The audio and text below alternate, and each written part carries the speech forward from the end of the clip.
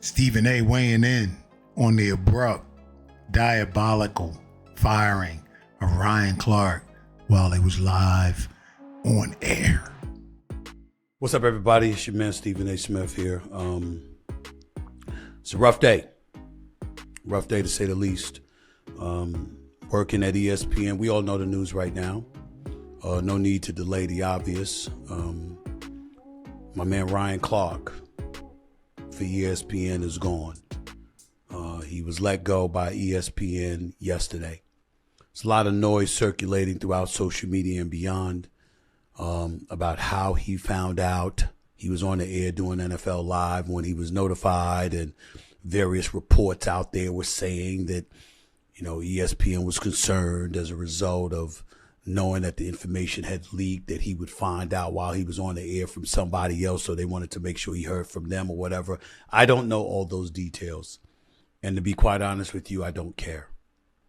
What I care about is that my brother, Ryan Clark, a person that I consider to be arguably the best NFL analyst in America, is no longer a member of ESPN.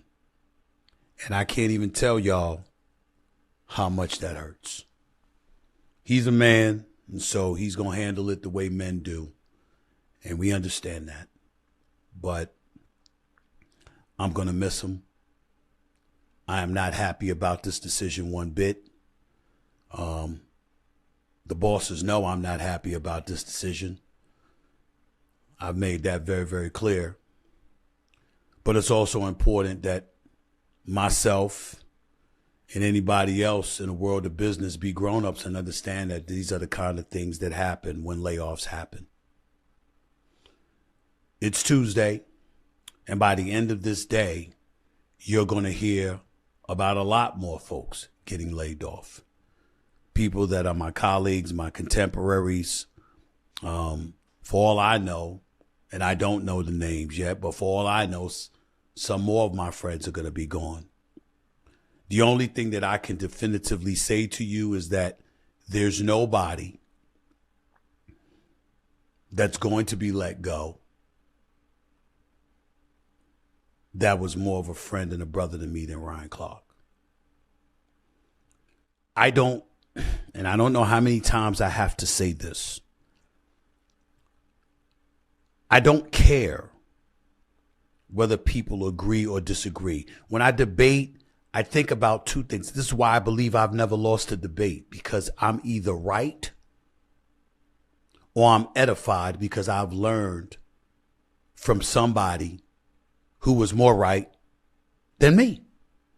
And I walk away from the debate and the conversation more educated, more informed, more edified than I ever thought possible. And that's why I feel that I've never lost a debate. Working with somebody like Ryan Clark, anytime I talked about the NFL, anytime I talked about life, I walked away feeling that way about him because I had just finished talking with him or debating with him or arguing with him about something, because the brother's that smart. He's that conscientious. He's that thoughtful. He's that sincere. He's that real. He's that authentic. And over the last few hours, I had to really, really refrain. Damn near got blisters on my tongue and my fingers from biting my tongue and biting my fingers, from refraining from going after folks when I saw how people were talking about him. I was like, they don't know him at all. They don't know him at all. And it's a real shame. Some of the things that people will try to say, some of the narratives they'll try to create. And as I was alluding to just a second ago, like I said, when I don't care, it doesn't bother me when people disagree with me. Because that's what stirs the cup, and that's what makes all of us better. It only bothers me when they get personal. And when they're ill-informed and they get personal. There's nothing worse than that. And Ryan Clark is somebody that was a man amongst boys when it came to stuff like that. Because contrary to popular belief, there's nothing that he'd say on social media or on television that he wouldn't tell you to your face if that's how he felt. and he would never hesitate to let you know where he stood. Does that mean he was perfect? No. Does that mean he was right all the time? No. But he was conscientious and he was thoughtful. And he's not somebody that I just loved working with. He's somebody that I love, period.